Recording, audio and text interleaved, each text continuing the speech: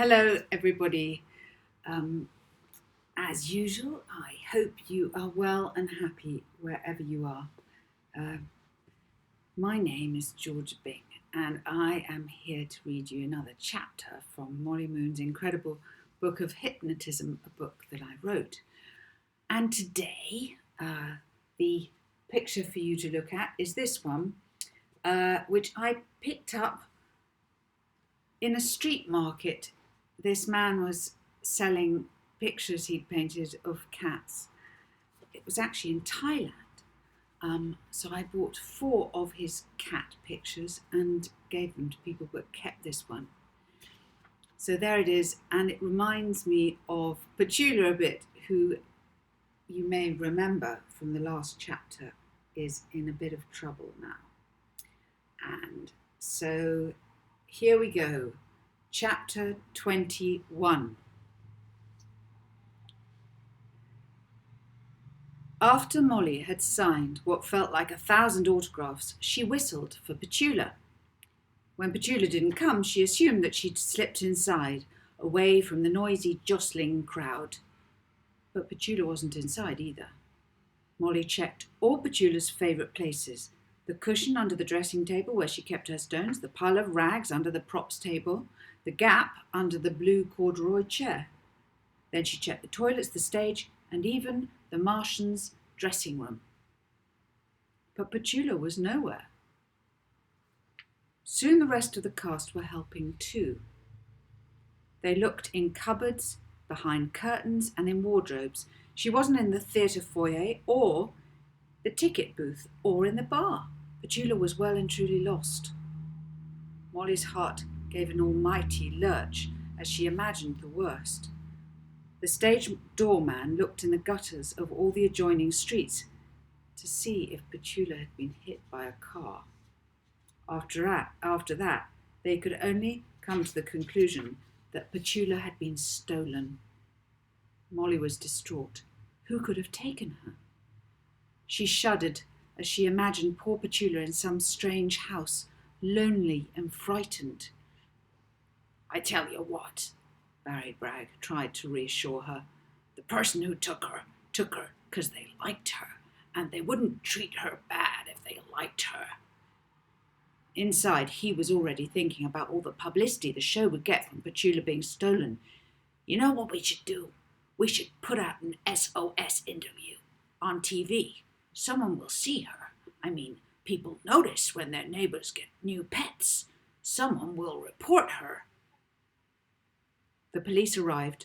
Molly spoke to the sergeant privately and, using her powers, persuaded him that finding Petula was one of the most important missions of his life.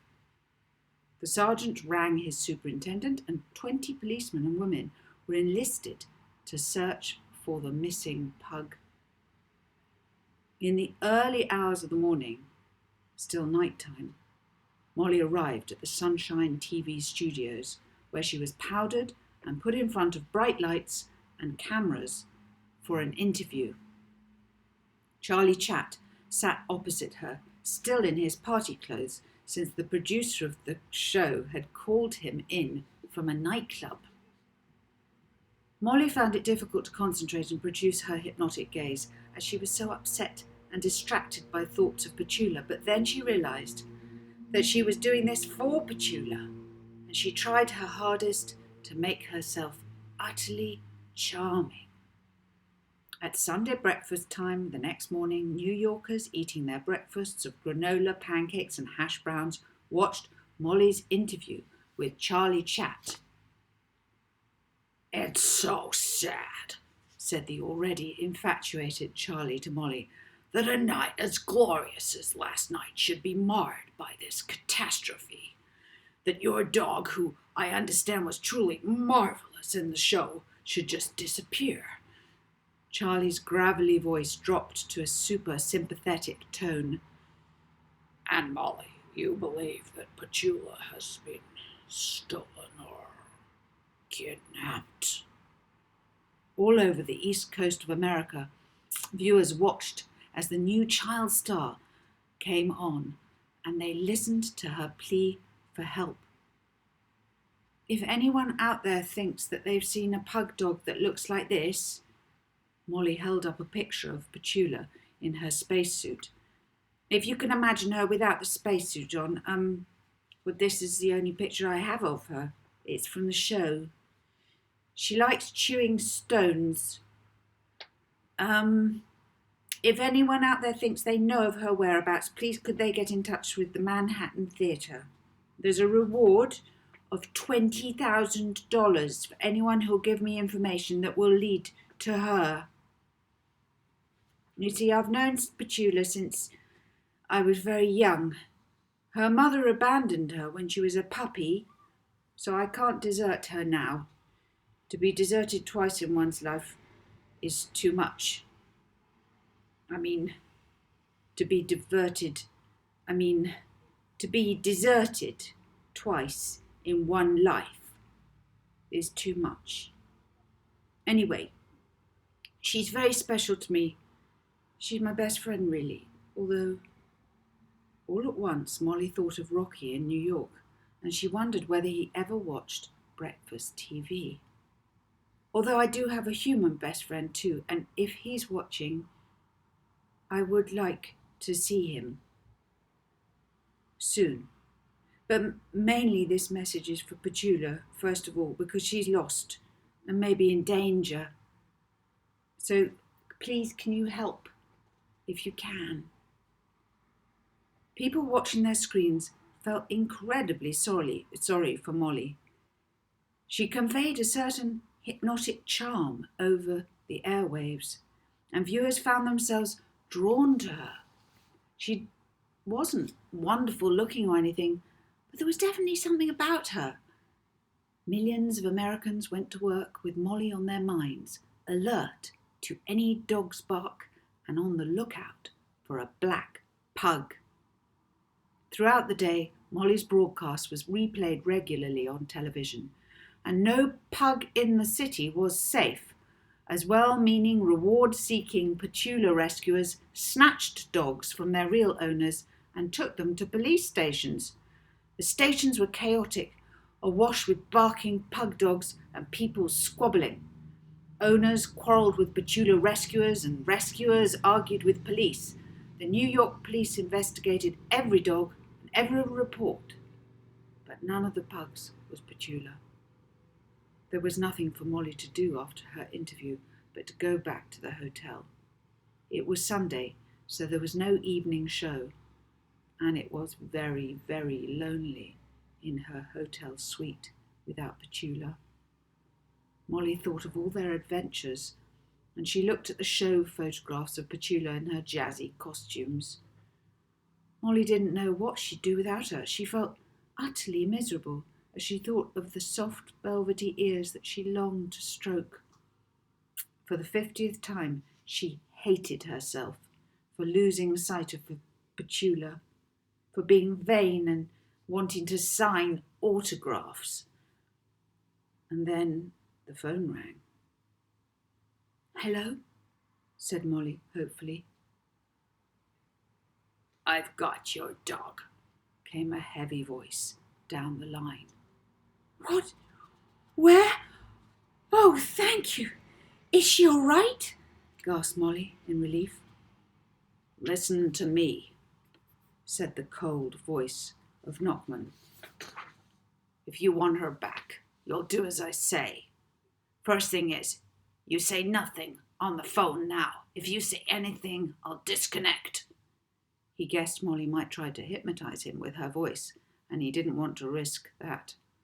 "You just say okay. Okay?" "Okay," Molly whispered. She was scared and shocked. This person was a lunatic. She didn't want to displease him. The voice continued. "If you don't do exactly as I say, I'll kill the dog. Is that understood?" Molly went cold. "Okay," she said again.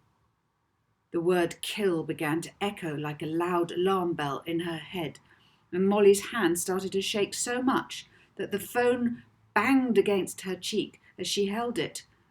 "Right," said the man. "I'll meet you at the Boy Scouts bandstand in Central Park at 6:30. I come alone, you come alone. I won't be bringing the dog, but I will bring her collar, so you will know that I am for real. If you bring anyone with you, or if you get the cops involved, I'm telling you, the dog dies. Okay? Okay. Molly stared at the wall, hardly able to believe that this nightmare was happening. Okay. I'll make my demands. If you agree, the dog returns. Okay. Okay. Okay, Molly repeated, although she was in such a daze that she hardly knew what she was agreeing to. The line went dead.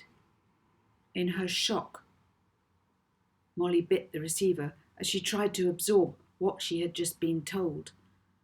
Of all the cruel people Molly had known in her life, none was as sinister or as threatening as this unknown voice. She felt a fool. She should have been wiser and more prepared for something like this. After all, this was New York City, and under its belly lived all sorts of dangerous and revolting creatures. Molly's spine prickled as she realized that she was about to meet one of them. Then she pulled herself together. What was she worrying about? She was a hypnotist. Had she forgotten? She'd be safe, wouldn't she? Doubts gushed through her as she remembered Davina's resistance. But, she reasoned, this man was a desperado. If he had Davina's charm, he wouldn't be kidnapping dogs, would he? Molly looked at her bedside clock. It was already 5:45. Central Park was nearby, but how should she get there? Quickly she opened her balcony door and peered over the ledge and saw to her dismay that down below there were 4 photographers hanging about. Molly thought fast. She rummaged in the bottom of one of her wardrobes and found her jeans, a grey jumper and her scruffy old anorak, which luckily she hadn't thrown away. Putting them all on, she looked much less conspicuous. Then, with a wad of money in one pocket and her pendulum in the other, she left the hotel room and quietly made her way to the cleaner's room at the end of the corridor. She had seen the chambermaids taking armfuls of bed linen down there and throwing it down a laundry chute. She'd have to risk it. It was a fast, dark, helter-skelter ride to the basement of the hotel, and Molly landed in a pile of dirty laundry. She peeled a smelly sock off her head and looked about. With no one in sight, it was easy to make a break for the tradesman's entrance. Outside, she found a delivery man's bicycle and climbed onto it. But since she was a bundle of nerves, and it was too big for her, she fell off twice and scraped her ankle on the bicycle chain before she finally managed to balance. Soon, though, she was pedalling away westwards from the back doors of the Bellingham Hotel, her curly brown hair blowing in the wind and her expression one of anxious determination. As the tarmac passed beneath the wheels of her bicycle, Molly was persuading herself that there was no need to be afraid, that this man would simply be another one of her victims. As she crossed Madison Avenue, Molly told herself that she must be strong, and then soon she'd see Petula again. As she cycled up Fifth Avenue beside Central Park, she tried to feel excited. But when she got to the park entrance, her apprehension returned. With a shaky finger, she followed the paths on the park map, and she saw that the Boy Scouts bandstand was not far away. She braced herself. She knew that weirdos hung about in Central Park at night. This guy was one of them. As long as she could stare at anyone who might jump her, she was safe. So, taking a deep breath, she went in. The park was looking beautiful The moon had emerged from behind the clouds, throwing its light upon the giant leafless trees. A clammy mist seeped over the ground, and Molly walked ankle deep in it.